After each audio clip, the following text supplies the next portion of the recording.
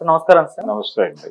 Sir, వారసత్వం అనేది ఒక మిథ్య అన్నారు చంద్రబాబు నాయుడు గారు. ఆయన దావోస్ పర్యటనలో ఉన్నారు సార్. ఈ నేపథ్యంలో లోకేష్ గారు వారసత్వం ఈ సంబంధిత క్వశ్చన్స్ అక్కడ మీడియా వాళ్ళు అడిగారు.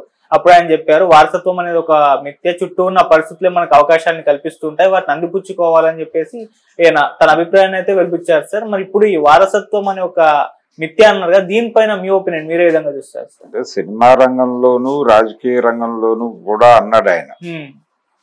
అంటే సినిమా రిలేటెడ్ వ్యవహారం వాళ్ళ కుటుంబంలో ఉండటం వలన ఆ మాట మాట్లాడి ఉంటాడు ఆయన.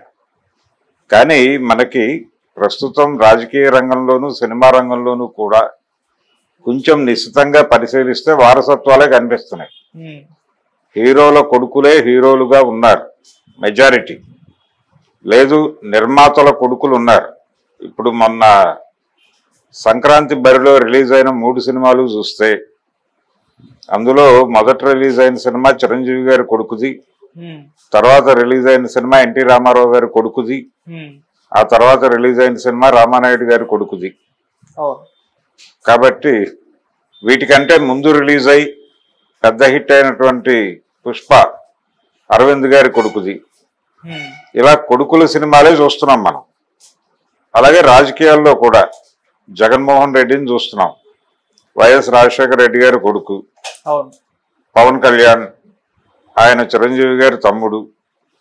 ఏది ప్రజారాజ్యం వారసత్వంలో వచ్చిన జనసేన. అయితే జనసేన కొంచెం టిపికల్ నిర్మాణంతో వెడుతోంది. అంటే దీనికి రూట్ మ్యాప్ అక్కడే దొరికింది. ప్రజారాజ్యం నుంచి మొదలైన రూట్ మ్యాపే జనసేన, దాని ఎక్స్టెన్షన్ అనుకుంటే. అలాగే భారతదేశంలో ఏ రాష్ట్రంలో చూసినా కానీ మెజారిటీ వారసులే ఉన్నారు. అఖిలేష్ యాదవ్ ఎక్కడి నుంచి పుట్టాడు? రాజకీయ కుటుంబంలోనే పుట్టాడు ఆయన. అలా ఎక్కడికి వెళ్ళినా వారసులే ఉన్నారు, ఏ పార్టీలోకి వెళ్ళినా. ఎందుకున్నారు వారసులు అంటే ఇది ఒక చారిత్రకమైనటువంటి ప్రశ్న. ఎందుకు వారసులు ఉన్నారు రాజకీయాల్లో అంటే, రాజకీయం అనేది వ్యాపారంగా మారిపోయిన దశలో ఉన్నాం. గతంలో 90లకు ముందు ఉన్నటువంటి రాజకీయ నాయకుల వారసులు రాజకీయాల్లోకి వచ్చేవాళ్ళు కాదు, తక్కువ మంది వచ్చారు. ఆ తర్వాత కేవలం వారసులే వస్తున్నారు. ఇది ఈవెన్ లోకేష్ కూడా. లోకేష్ ఎందుకు, ఇప్పుడు ఆయన అమెరికాలో ఎక్కడో చదువుకున్నాడు, రామలింగరాజు గారి అబ్బాయి వీళ్ళందరూ కలిసి ఒక చోట ఉండి చదువుకున్నారు, ఇవన్నీ మాట్లాడతాడు ఆయన తెల్లారలేస్తే. మరి అంత చదువుకున్నవాడు ఇక్కడికి వచ్చి ప్రజాసేవ ఎందుకు చేయాలి? అక్కడే ఇంకేదైనా చేసుకోవచ్చు కదా, ఒక ఎంటర్ప్రైన్యూర్ కావచ్చు కదా ఆయన. ఈవెన్ కేటీఆర్ కూడా. కేటీఆర్ రాజకీయాల్లోకి ఎందుకు వచ్చాడు? జగన్మోహన్ రెడ్డి ఎందుకు వచ్చాడు? లోకేష్ ఎందుకు వచ్చాడు? ఇలా ఏ పార్టీకి చూసుకున్నా కానీ వారసులే. ఈ వారసులందరూ ఎందుకు వస్తున్నారు? పర్టికులర్గా ప్రాంతీయ పార్టీలు ఉన్న చోట్ల వారసుల పుట్టుక ఎక్కువ ఉంటుంది. ఉండటానికి కారణం ఏమిటంటే, 90లకి ముందు భారత రాజకీయాల్లో వారసుల పోటీ తక్కువ ఉండేది, వారసుల తాకిడి తక్కువ ఉండేది. ఏ రాష్ట్రంలోనైనా చూసుకోండి, సెకండరీ లీడర్షిప్ ఉండేది. ఈ సెకండరీ లీడర్షిప్ ద్వారా పార్టీకి, ఈ సెకండరీ లీడర్షిప్ ఎక్కడి నుంచి వచ్చేది? స్టూడెంట్ సెక్టార్ నుంచి వచ్చేది. విద్యార్థి ఉద్యమాల నుంచి ఏ పార్టీకైనా ద్వితీయ శ్రేణి నాయకత్వం వచ్చేది. విద్యార్థి ఉద్యమాలు 90 తర్వాత చచ్చిపోయినాయి. విద్యార్థి ఉద్యమాలు ఎప్పుడైతే చంపేశారో ఆటోమేటిక్గా సెకండరీ లీడర్షిప్ రావటం అనేది తగ్గిపోయింది. తగ్గిపోవడం వలన అంటే ఆ రోజుల్లో విద్యార్థి రంగం ఎలా ఉండేది? పాల ధరలు పెరిగినా, లేకపోతే సిటీ బస్ టికెట్ల రేట్లు పెరిగినా, ఏది పెరిగినా వాళ్ళు రోడ్డు మీదకి వచ్చి ఆందోళన చేసేవాళ్ళు. ఈ ప్రపంచంలో విద్యార్థులకి సంబంధం లేదు, ఏ విషయం చదువు మాత్రమే చదువుకోండి అని చెప్పేవాళ్ళు. కానీ సమాజంలో జరిగేటువంటి ప్రతి పరిణామాన్ని పట్టించుకుని దాన్ని మార్చే ప్రయత్నం విద్యార్థి రంగం నుంచి నడిచేది. ఎందుకు నడిచేది అంటే, అక్కడ ఒక మేధోమథనం జరిగేది. సమాజాన్ని ఎట్లా అర్థం చేసుకోవాలి, రేపు పొద్దున మనం ఈ చదువు పూర్తి చేసుకున్న తర్వాత తిరిగి అదే సమాజంలోకి వెళ్ళాలి. వెళ్ళినప్పుడు ఆ సమాజం గురించి ఏమీ తెలియకుండా పెడితే ఎలాగా అని ప్రతిరోజు పేపర్లు చదివించటం. కాలేజీల్లో చదివేవాళ్ళు, బోర్డు మీద వార్తలు రాసేవాళ్ళు, గోడ పత్రికలు నడిచేవి కాలేజీల్లో. ఇలా పొలిటికల్ యాక్టివిటీ నడిచేది కాలేజీల్లో. ఎలక్షన్స్ ఉండేవి. ఈ ఎలక్షన్స్ సందర్భంగా అన్ని రాజకీయ పార్టీలు ఇన్వాల్వ్ అయ్యేవి. బోల్డ్ చర్చ, రాజకీయ చర్చ రోజు కాలేజీలో జరుగుతూ ఉండేది. దీనివల్ల సామాజిక స్పృహ, ఇతర అంశాలు విద్యార్థులకు ఇంకేవి. అలాగే బయట జరుగుతున్నటువంటి అనేక విషయాల మీద వీళ్ళు స్పందించేవాళ్ళు. ఈ స్పందనలు తెలియజేస్తూ రోడ్డు మీదకి వచ్చేవాళ్ళు. ఈ ప్రెజర్ వలన ఈవెన్ విశాఖ ఉక్కు ఆంధ్రుల హక్కు అనేది కూడా ఆ రోజున విద్యార్థి లోకం నినదించినటువంటి నినాదమే అది.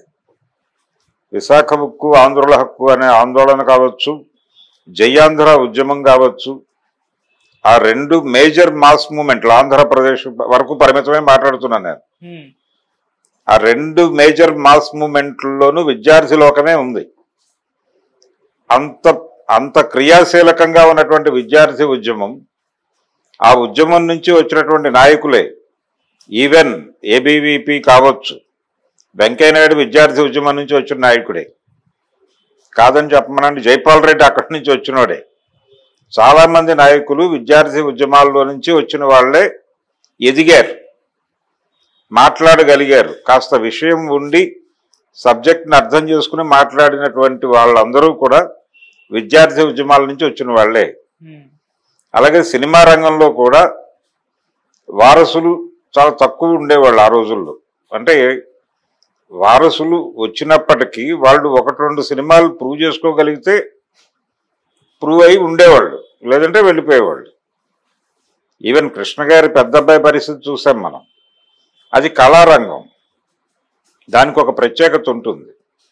అక్కడ విషయం లేకపోయినా కానీ ప్రమోట్ చేయడానికి నానా కష్టాలు పడుతున్నటువంటి స్టార్స్ని కూడా చూస్తున్నాం మనం. విషయం ఉండి, ప్రతిభ ఉండి దూసుకుని వెళ్ళే వాళ్ళు ఉంటారు వారసుల్లో. ప్రతిభ లేకపోయినా వాళ్ళకు ఉన్నటువంటి ఒక పునాది మీద ఏదో మేరకు కథ నడిపేటువంటి ప్రయత్నం చేసే వాళ్ళని చూస్తున్నాం.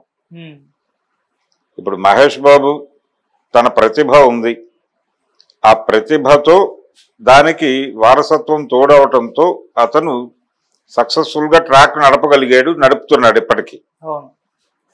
అలాగే అరవింద్ గారు అబ్బాయి అర్జున్, ఆయన బేస్ ఉంది. అరవింద్ గారు మంచి కెరియర్ డిజైనర్ అని, చిరంజీవి గారి కెరియర్ డిజైనింగ్ దగ్గర నుంచి ఆయనకు ఒక ఇమేజ్ ఉంది. ఆ ఇమేజ్ మీద అల్లు అర్జున్ కెరియర్ నడుస్తోంది అని ఒక దశలో అనుకున్నప్పటికీ ఆ దశ దాటాడు అతను. దాటి ఇప్పుడు తనే రన్ చేస్తున్నాడు షోని.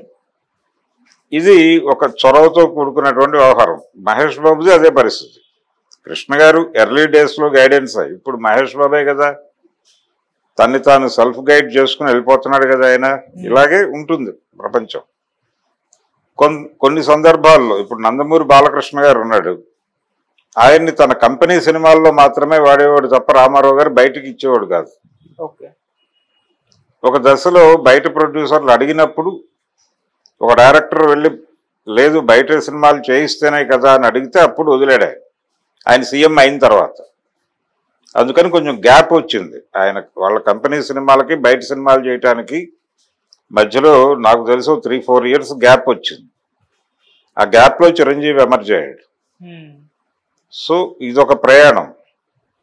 ఇలా వారసులు ఆ రోజుల్లో అలా ఆర్గానిక్గా వస్తే 90ల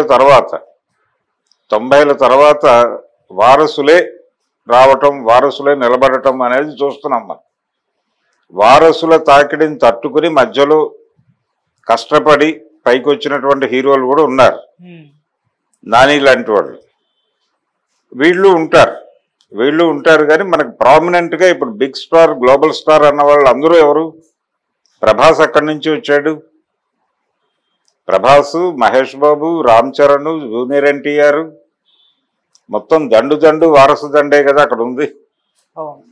అందులో ప్రూవ్ చేసుకున్నారా మరొకట అనేది పక్కన పెట్టేస్తే ఇంకొకళ్ళు ఆ ఏరియాకి వెళ్ళడానికి ఎంత స్ట్రగుల్ అవుతున్నారో కూడా మనం చూస్తున్నాం.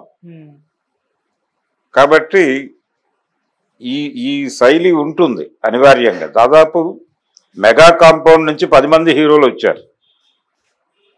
వారి వారి ప్రతిభను బట్టి వాళ్ళకి అవకాశాలు దొరికాయి, దొరకపోయినా వాళ్ళు కథ నడపగలుగుతున్నారు. ఒక సినిమా ఆడకపోయినా వాళ్ళకి అవకాశం వస్తుంది ఏదో పద్ధతిలో. అదొక విచిత్రమైనటువంటి కండిషన్. రాజకీయాల్లోకి వచ్చేస్తే సినిమా రంగంలో ఇంకా వారసత్వం కన్నా కూడా ప్రతిభతో ముందుకొచ్చే అవకాశాలు ఉన్నాయి అక్కడ. కానీ రాజకీయాల్లో వారసులు ఇంకోటి రానిచ్చే పరిస్థితి లేదు ప్రాంతీయ పార్టీల్లో. ఎందుకు లేదు అంటే రాజకీయం వ్యాపారంగా మారి ఏ ఇతర వ్యాపారానికన్నా కూడా ఇది లాభసాటి వ్యాపారంగా మారింది. ఇది లాభసాటి వ్యాపారంగా ఉన్నప్పుడు ఇంకో వ్యాపారంలోకి ఎందుకు వెళ్ళాలనుకుంటాడు కొడుకు? మా తండ్రి గారు పెట్టిన కొట్టు ఇంత లాభాలతో నడుస్తున్నప్పుడు ఇదే వ్యాపారాన్ని నేను కూడా కొనసాగిస్తే సరిపోతుంది కదా అని అనుకుంటాడు. అదే తండ్రి గారు ఆశిస్తాడు. అందుకని ఈ వారసులు ఎవరూ కూడా బయటకు వెళ్ళట్లేదు. తెలుగుదేశం వారసత్వంతో నడుస్తున్నటువంటి పార్టీనే, బీఆర్ఎస్ వారసత్వం మీద నడుస్తున్నటువంటి పార్టీని, అది మేనల్లుడా కొడుక అనే కాన్ఫ్లిక్ట్ పక్కన పెట్టేస్తే వారసత్వమే. కూతురు, అల్లుడు, కొడుకు ఆ కథ నడుస్తుంది అక్కడ. ఈ ప్రాసెస్లోనే వైఎస్ఆర్సీపీ చెల్లెలు అన్న మధ్య కాన్ఫ్లిక్ట్ అక్కడ. ఇలా ఏ పార్టీ, ఏ ప్రాంతీయ పార్టీ తీసుకున్నా, ఏ రాష్ట్రంలో ప్రాంతీయ పార్టీ తీసుకున్నా వారసుల మధ్య యుద్ధమే. వారసుల మధ్య ఈవెన్ తమిళనాడులో అళగిరి స్టాలిన్ డిఎంకే యుద్ధం ఇది కదా అప్పుడు నడిచింది. ఎన్నికలకు ముందు ఏడీఎంకే వారసత్వంతోనే కదా కొట్టుకు తెచ్చి 2 గ్రూపులు అయినాయి అవి.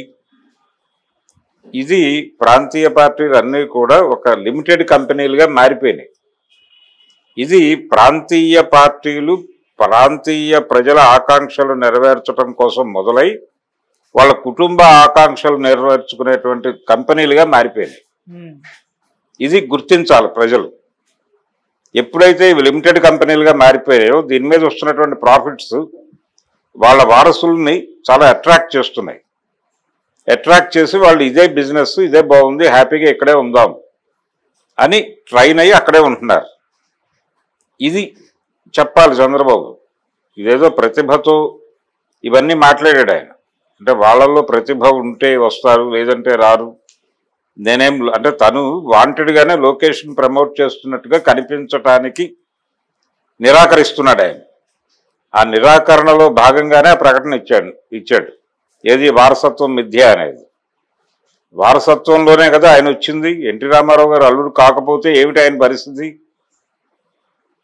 కాబట్టి అంటే కుటుంబాన్ని తన వెనక నడిపించుకోగలగటానికి కారణం ఆయన అల్లుడు అవటం వలన ఈజీ అయింది. ఆయన ముఖ్యమంత్రి పదవికి ఎందుకు ఎంపిక చేశారు? ఆ రోజున ఎన్టీఆర్ని పదవి నుంచి తప్పించాలనుకున్నటువంటి మార్కెట్ శక్తులు ఎందుకు చంద్రబాబునే అప్రోచ్ అయ్యాయి అంటే ఆయనకు ఆ యాక్సెస్ ఉంది కాబట్టి, అతని వల్ల మాత్రమే అవుతుంది కాబట్టి అతన్ని అప్రోచ్ అయ్యి ఆ పని చేయించుకున్నారు.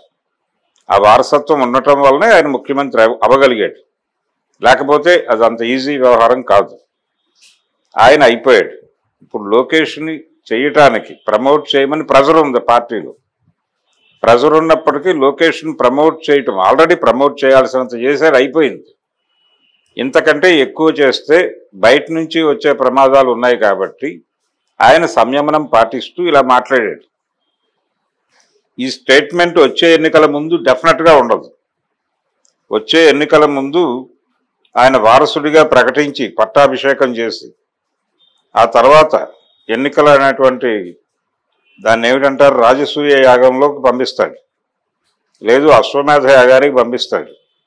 ఆ యాగం నెరవేర్చి రావడానికి ఇప్పుడు ఎవరెవరైతే ప్రెజర్ ఇస్తున్నారో సెకండరీ లీడర్షిప్ డెవలప్ చేయాలి అని వీళ్ళందరికీ బాధ్యత అప్పచెప్తాడు. మీరందరూ వెళ్ళి అతన్ని గెలిపించి తీసుకురండి అని పురమాయిస్తాడు. గెలిపించి తీసుకొస్తే ముఖ్యమంత్రి సీట్లో కూర్చోబెడతాడు. ఇది ఆయన బ్రెయిన్లో ఉన్న డిజైన్. అందుకని ఇప్పుడు ఇమ్మీడియట్గా ఎన్నికలు ఇంకా 3-4 ఏళ్ళు టైం ఉండగా ఇప్పుడు జమిలీ ఎన్నికలు ఏవి ఇప్పుడు ఇమ్మీడియట్గా వచ్చే పరిస్థితి లేదు. పార్లమెంట్ ఎలక్షన్స్తో పాటే జరుగుతాయి. పార్లమెంట్ ఎలక్షన్స్కి ముందు వెనకగా ఉన్న వాటిని మెజారిటీ తీసుకొచ్చి కలుపుతారు. ఈ కలపటం ఆల్రెడీ పార్లమెంట్ ఎలక్షన్స్తో పాటే జరిగింది ఏపీ ఎలక్షన్. సో వీళ్ళు 5 ఏళ్ళు ఉంటారు. ఈ 5 ఏళ్ళు డిస్టర్బెన్స్ లేకుండా పరిపాలన సజావుగా నడవడం కోసం మాత్రమే లోకేష్ని కంట్రోల్లో పెట్టాడు. మొదటి టర్మ్లో లోకేష్ చాలా ఎక్కువ పూసుకుని వివాదాస్పదం కావడం మనం చూసాం. ఈసారి లోకేష్